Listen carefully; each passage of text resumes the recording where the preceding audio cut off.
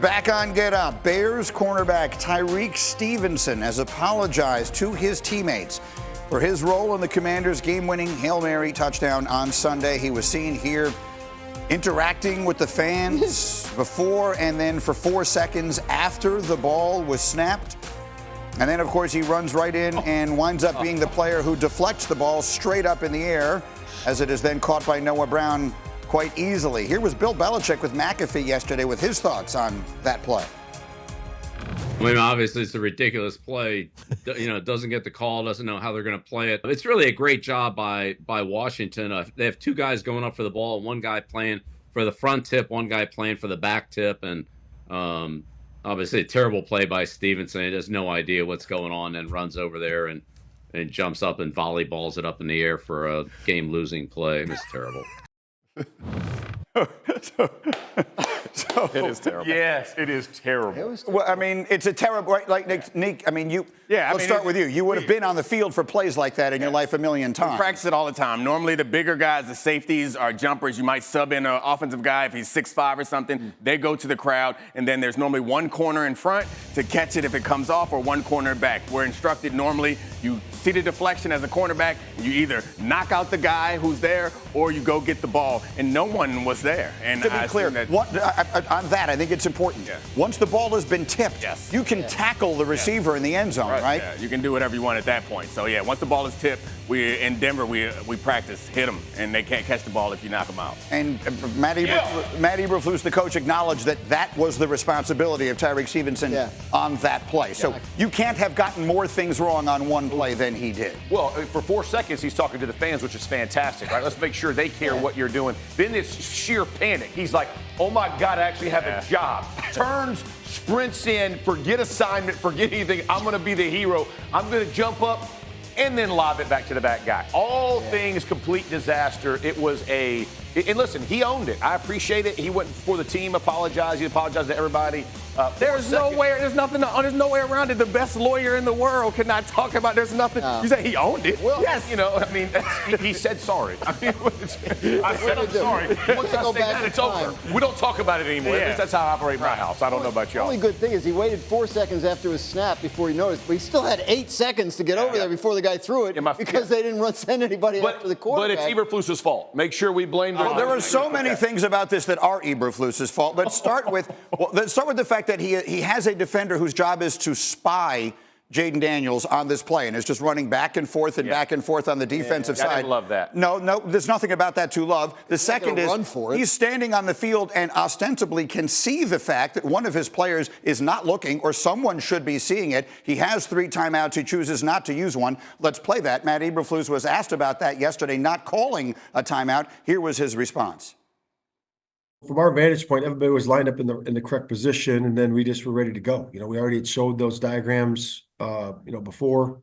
We were ready to go for that play. Like I said, we've practiced that, multiple times, a couple of times a week and multiple times since we've been here. So, again, it comes down to wiring into your responsibilities.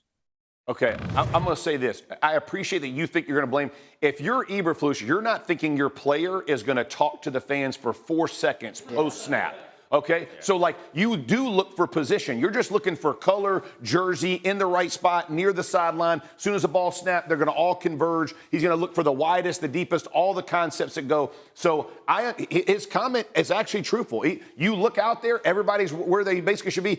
It is a miracle if they score, right? We're talking about it's an absolute. As long as your guys are in decent position when the ball snaps, it's not like the ball is going to be a bang-bang play. It's going to take some time to develop. You don't think for 4 seconds he's going to be talking to the fans, and then you dang sure don't think he's going to run in and screw it up again. So I badly want to defend players most of the time, particularly cornerbacks, by blaming coaches. I would love to do that. I can't, man. No way. Eberflus, there's nothing you can do. That's not on him. The player is a grown man who has a job to do, who decided not to do it in that particular play. Right. I don't know, what a timeout, no coach in that moment is like, man, I should call a timeout just in case my player is going to talk celebrating 4 seconds into the play and then not follow through his responsibility. Yeah, you're assuming he's going to turn around and actually play the play, which is a pretty good assumption when you're talking about professional football players. Look, I think the point is Belichick said something I found interesting, which was, it was a great play by Washington. I watched ESPN all day yesterday. I hardly ever heard that.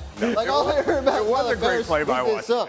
That Washington did a great job. Look, it is a miracle. Like, it is an absolute stone-cold miracle. It's called a Hail Mary for a reason. That's right. I think the Bears can kick themselves about 10 things they could have done differently. It still took a miracle to beat them. Well, let's just find a miracle. NFL Next Gen Stats says that throw has a 24% probability of being completed. 24%. That's not nothing. That's not zero. We debated earlier. We had a big fight about this in the room before we came I need in to see the methodology on that.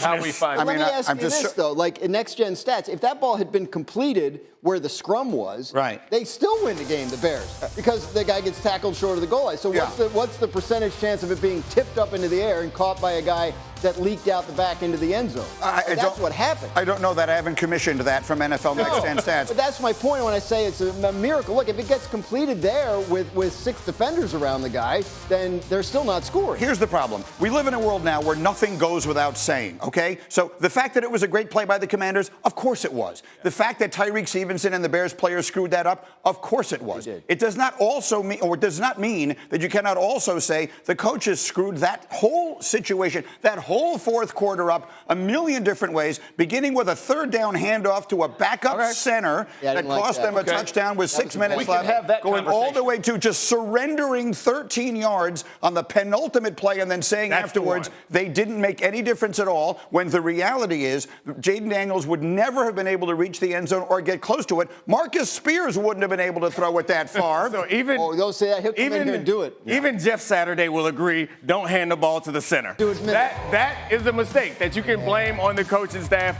is that you give the ball to a guy who you never give the ball to, who's not used to taking handoffs in the most important situation. Thumbs are taped.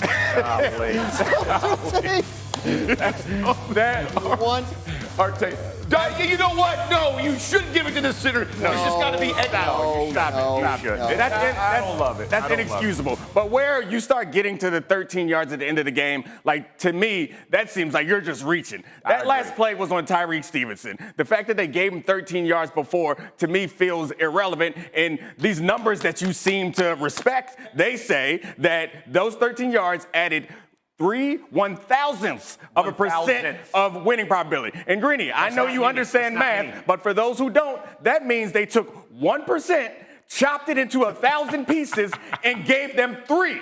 So those 13 yards do not matter. I love that math. That's solid. I mean, it's solid. I don't know. Educating the people. Greeny, trying to help.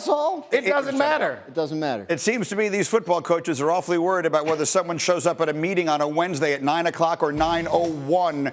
If you're going to worry about that, the idea that you're going to say, well, these 13 yards on the second to last play of a game don't matter at all. That, candidly, is ridiculous. The thing about it, Greeny, is it's a give and take. So by putting someone in position to take that play away, you are taking people from the back. Right. And then the team will come up to the line. Our sideline play is clear. Washington would have come to the line and noticed that we were guarding the sideline and then converted to a deep pass where we would have had fewer guys down there to defend. Instead of doing that, you say, okay, you can have that 13 yards and that 3/1,000ths of a percent of win probability, all yours, in order not to get us outnumbered back there. It didn't work out because a miracle then happened, but what they did in that moment was not wrong. It sounded dumb. Common around here, baby. Let them know. Just us three, that's it. I like math. All right.